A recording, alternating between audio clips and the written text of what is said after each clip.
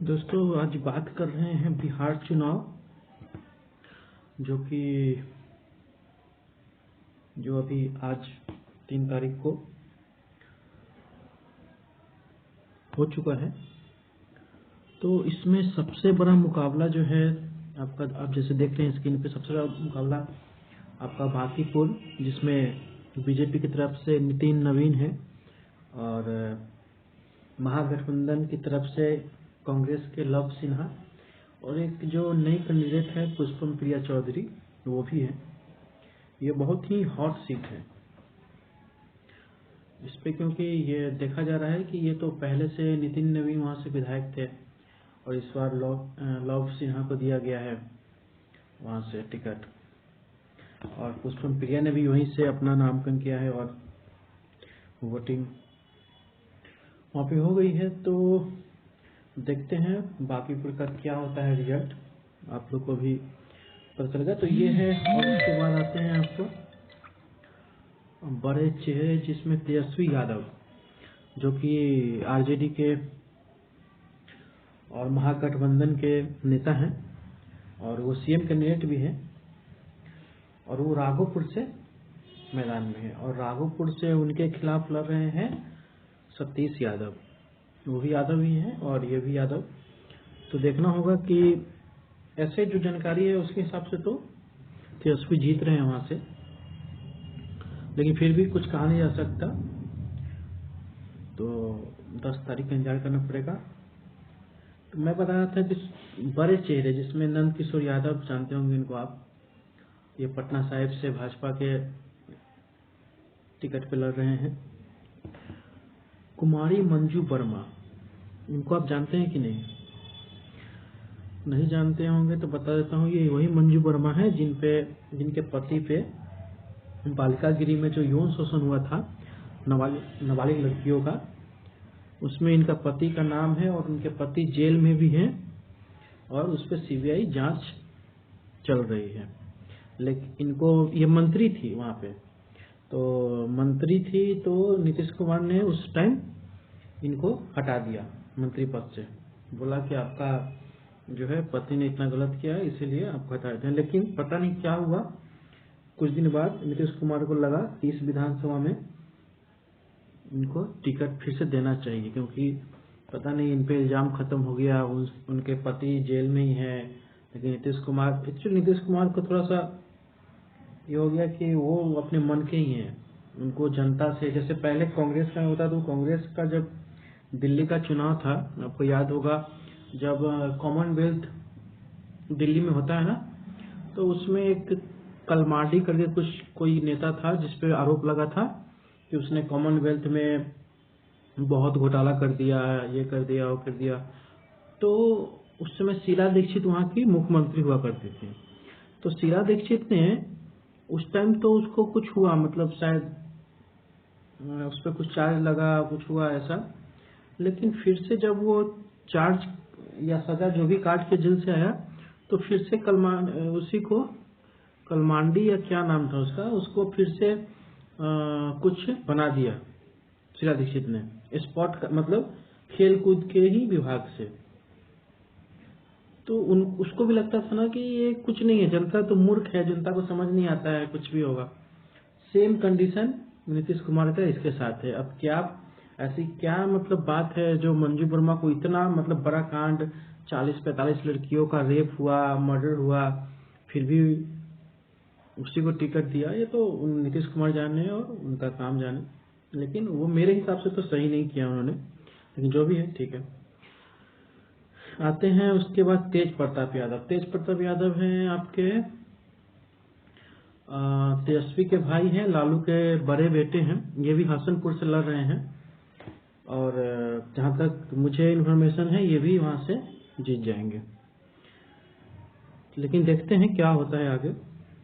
उसके बाद है आपका नीतीश मिश्रा, ये झाझापुर से भाजपा के टिकट पर लड़ रहे हैं और पूर्व सीएम जगन्नाथ मिश्र के बेटे हैं। वही जगन्नाथ मिश्र जिनको उनका और उनके और लालू का दोनों को चारा घोटाला में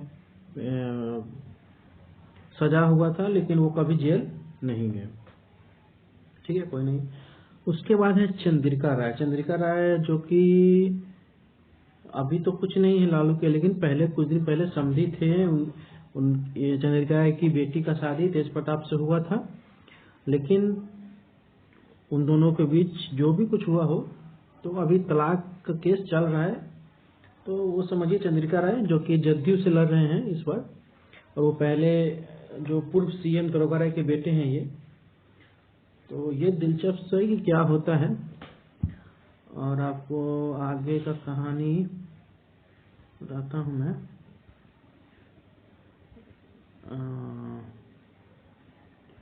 आगे की कहानी आपकी ये है। अच्छा, आज क्या क्या हुआ है इस पे थोड़ा देख लेते हैं हम लोग। तो आज हुआ क्या है, पटना में पर्ची बांटने पर मारपीट हो गया है। पटना में एक दीघा विधानसभा सीट है, वहां से सब लोग भारतीय सब लोग पार्टी के प्रत्याशी हैं। माया श्रीवास्तव के बेटे और भाजपा विधायक और प्रत्याशी संजीव चरोसिया समर्थकों के बीच तीखी झड़प हो गई। पर्ची बांटने के शुरू हुई कहानी के बाद दोनों में झड़प हो गई। ये मतलब आज का क्या क्या हुआ है ये मैं आपको बता रहा हूँ। उसके बाद हुआ है आपका सुशील मोदी को मिली वीआईपी ट्रीटमेंट, वोटर हुए खफा। अब देखिए, सुशील मोदी का तो मुझे सही पूछे ना तो मुझे समझ नहीं आता है इनका चलता क्या है। ये अपने आप को इतना ज्यादा, मतलब इनको देखने से, इनके बोलने से और इनके काम के तरीके से मुझे कभी लगता नहीं है कि ये नेता है। इनको लगता है जैसे ये कोई ऑफिसर है, कोई आईएएस वाईएएस या कोई मतलब पता नहीं क्या ये अपने आप को समझते हैं। मतलब ये तो लगता ही नहीं है कि जनता के द्वारा चुने हुए ये मतलब प्रतिनिधि है, या जनता ने इनको वोट दिया। ऐसा दिखाते हैं जैसे लगता है कि जनता तो कुछ नहीं है मेरे सामने। देखिए जैसे क्या हुआ, पटना के सेंट जोसेफ हाई स्कूल में सुबह सुबह उप मुख्यमंत्री सुशील कुमार मोदी भी मतदान करने पहुंचे। वहां मौजूद अन्य लोग मोदी को वीआईपी ट्रीटमेंट से खपा दिखे। ठीक है, वहां पे जो लोग थे ना, उन्होंने देखा इनका वीआईपी ट्रीटमेंट हो रहा है। लोगों का कहना था कि हम लाइन में आधे घंटे से खड़े हैं, लेकिन वो आए और वोट डालकर चले गए। लाइन में खड़े एक डॉक्टर ने कहा कि हम लोग काफी वक्त से लाइन में लगे हैं, लेकिन अब क्या कीजिएगा, यही वीआईपी सिंड्रोम है, सोचिए। अरे भाई ये कैसे, ये लोग कैसे, मुझे तो बिहार की जनता पे भी थोड़ा सा ये लगता है कि वो लोग कैसे ऐसे लोग को चुनते हैं, और बीजेपी उप मुख्यमंत्री का कैंडिडेट इन्हीं को बनाती है। मुझे इसका भी आज तक लॉजिक समझ नहीं आया कि ऐसा क्या बात है। देखिए ये कैसे मतलब जिस दिन वोटिंग है, कम से कम कैमरा के सामने है, उस दिन तो ये थोड़ा ठीक से बिहेव करते हैं। आपको याद होगा वो जब पानी आया था वहां पे पटना में, जब पूरा पानी भर गया था, तो ये क्या किए, इन्होंने अपना एनडीआरएफ का टीम बुलाया और वहां से निकल लिए। और उनके जो बिल्डिंग में और आसपास में जो लोग थे, वो लोग को इन्होंने एक बार पूछा भी नहीं कि आपको क्या प्रॉब्लम है, आपको चलना है, आपके लिए मैं व्यवस्था कर दूं, या कुछ भी। नेता जैसा नहीं, कुछ भी झूठा आश्वासन भी नहीं दिया और निकल गए। तो भाई सुशील मोदी का मुझे सही में मुझे कुछ समझ नहीं आता कि कैसे नेता है। ठीक है, उसके बाद क्या हुआ, बेगूसराय में लाठीचार्ज करना पड़ा। बेगूसराय में क्या हुआ, बेगूसराय के बकरी विधानसभा क्षेत्र के बकरी बाजार में वोटिंग शुरू होने में देरी पर हंगामा कर दिया लोगों ने। अच्छा, वहां पे वोटिंग शुरू होने में देरी हुई, इसलिए लोगों ने हंगामा किया, तो उसको काबू करने के लिए पुलिस ने लाठीचार्ज किया। वाह, सही किया, पुलिस भी अपना काम। ये लाठीचार्ज करना पुलिस नहीं भूलती है, कुछ भी हो, किसी को भी लाठी से मार के उसको सीधा कर दो भाई। पुलिस भी ना मानना पड़ेगा। लेकिन बिहार पुलिस, आपको पता ही है दुर्गा पूजा में क्या हुआ, ये लिपि सिंह ने पता नहीं किसके आदेश पर गोली चला दिया। अरे भाई ठीक है, तुम मंत्री की बेटी हो, तुम्हारा पति डीएम है या पता नहीं पीएम है, क्या जो भी है, तो तुम क्या ऐसे किसी को गोली मार दोगे, ऐसे बोल दोगे कि मैं एसपी हूँ, चलो गोली चला दो इस पे।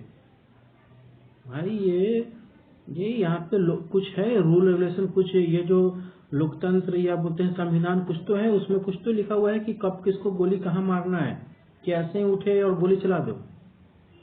तो पुलिस का भी समझ नहीं आता मुझे। उधर फतेह विधानसभा क्षेत्र में सोनापुर गांव में बूथ नंबर 185 पर कुछ लोगों ने पिटाई कर दी। जिन लोगों ने पिटा गया और पैकेट, अरे ये तो अलग ही है, मतलब वोट के लिए लाठीचार्ज। ठीक है, उसके बाद आते हैं गोपालगंज में प्रत्याशी पे हमला हुआ। गोपालगंज में हुआ कि वोटिंग के दौरान गोपालगंज के भाजपा प्रत्याशी मिथिलेश तिवारी पर हमले की खबर आई, जिन्होंने दलीय उम्मीदवार पर हमले करने का आरोप लगाया। बेगूसराय लोगों ने काबू करने के लिए पुलिस को यहाँ भी लाठीचार्ज करना पड़ गया है पुलिस को। निर्दलीय उम्मीदवार ने हमला कर दिया उन पे, पता नहीं क्या है। उसके बाद वोटिंग कम हुई तो भाजपा ने एसएमएस अपील की। उसके बाद वोटिंग जब कम हुआ तो भाजपा ने मैसेज भेजा कि आके आप लोग वोट गिराइए, और ये दिन भर ये सब होते रहा। ठीक है, तो आज तो सेकेंड फेज का एग्जाम ये था, चुनाव था, उसमें कितने जिले शामिल हुए तो 17 जिले शामिल हुए, और इसमें सीट था 94 आपका 94, और कैंडिडेट था 1463, दागी थे 502, करोड़पति हैं इसमें 495, और वोटर है 2,85,00,000, जिसमें से पुरुष वोटर है 1,50,00,000 और महिला वोटर है 1,35,00,000 और ट्रांसजेंडर वोटर है 980। चलिए, ये तो है सेकेंड फेज का आपका। अच्छा, आपको एक चीज बताते हैं कि ये जो है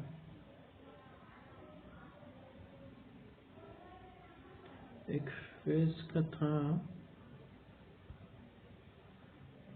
अच्छा, मतलब जो लास्ट में जो वोटिंग का परसेंटेज आया था वो था आई थिंक 59 और 56,